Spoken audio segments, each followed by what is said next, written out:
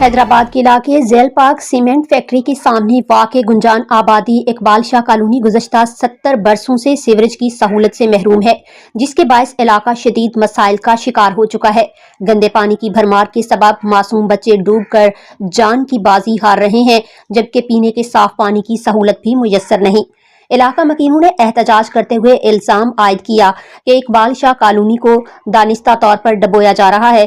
मुजाहिरीन का कहना था कि जब्बार खान के फंड से तामीर किया गया पंपिंग स्टेशन गैर फाल है, जबकि 4 करोड़ रुपए की लागत से बनने वाला ये मंसूबा करप्शन की नजर हो चुका है। मुजाहिरीन ने चेयरमैन पाकिस्तान पीपल्स पार्टी बिलावल भुट्टो जरदारी से मुतालबा किया है कि इकबाल शाह कॉलोनी के देरीना मसाइल फौरी तौर पर हल किए जाएं। बसूरत दीगर एहतजाज का दायरा मजीद वसी किया जाएगा। जी, मेरा नाम नूरजली महसूद है। मैं इस मोहल्ला कमेटी का चेयरमैन हूँ। ये इलाका जो है मसाइल का समझो कि एक अंबार है। इसके लिए हमने काफ़ी आवाज़ें उठाई, काफ़ी जगह पे गए, हमने हर जगह दस्तखत दिए, लेकिन अभी तक कोई अमली काम नहीं हुआ। ये जो पानी का खड्डा आप पीछे देख रहे हो, इसमें इतना पानी आ गया है आसपास की कॉलोनियों का कि हमारे नालियाँ बिल्कुल चौक हो गई हैं, हमारे घरों में पानी अंदर दाखिल हो गया है और लोग यहाँ से नकल मकानी कर चुके हैं।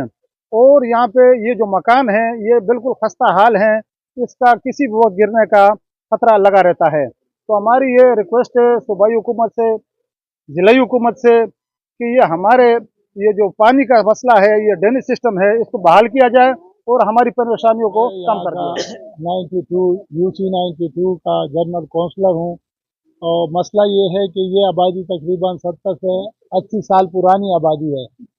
इसके साथ शाह लतीफ़ कॉलोनी भी लगती है। दोनों का देरीने मसले हैं, जिनके दंड का गड्ढा है जिसमें अभी तक पानी चल रहा था और ये ओवरफुल हो गया है। इसमें बहुत सी कॉलोनियों का पानी आ रहा है, जैसे गुलशन झील पार्क हो गया, जुनेजो कॉलोनी हो गया, लेबर कॉलोनी हो गया, आसपास के जितने इलाके हैं, हाशमी कॉलोनी, इन सब का पानी इस गड्ढे में डाला जा रहा है, जबकि ये पानी नहर में जाना चाहिए, लेकिन ये गैर कानूनी तरीके से यहाँ डाला जा रहा है और इन लोगों को ज़बरदस्ती डबोया जा रहा है। हमने ऊपर तक गए सूबाई हुकूमत और सबसे हमारी अपील है कि बिल इसके ऊपर गौर किया जाए और इससे इस आवाम को निजात दिलाई जाए।